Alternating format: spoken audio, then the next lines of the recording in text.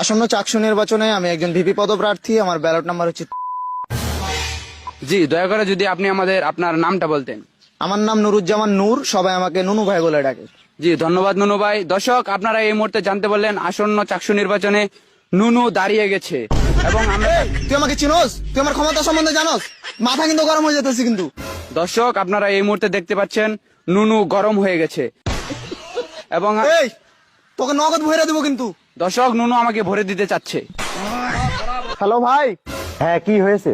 ভাই সাংবাদিক তো উল্টা পাল্টা নিউজ করতেছে, বলছে নুনু দাঁড়ায় গেছে। কার নুনু দাঁড়ায় গিয়েছে? আরে আমি যে চাকসু নির্বাচনে দাঁড়াইছি এই নিউজটাই। ও, তোমার নাম তো নুনু। হ্যাঁ ভাই, আমাকে ভুলে গেলেন? আচ্ছা নুনু, তুমি উত্তেজিত হয় না, আমি বিষয়টা দেখছি।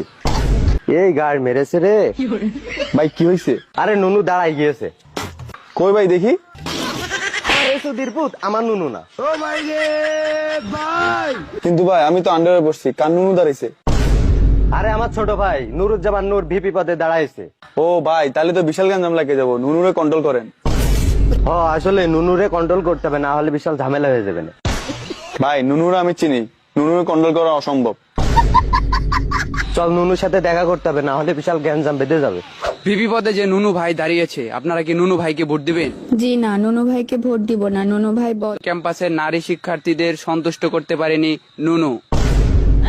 ভাই, নুনু ভাই আমাদের মেরে ফেলবে, সব উল্টাপাল্টা নিউজ করেন না। দর্শক, আপনারা দেখতে পাচ্ছেন ক্যাম্পাসের নারী শিক্ষার্থীরা নুনু দেখে অনেক ভয় পায়।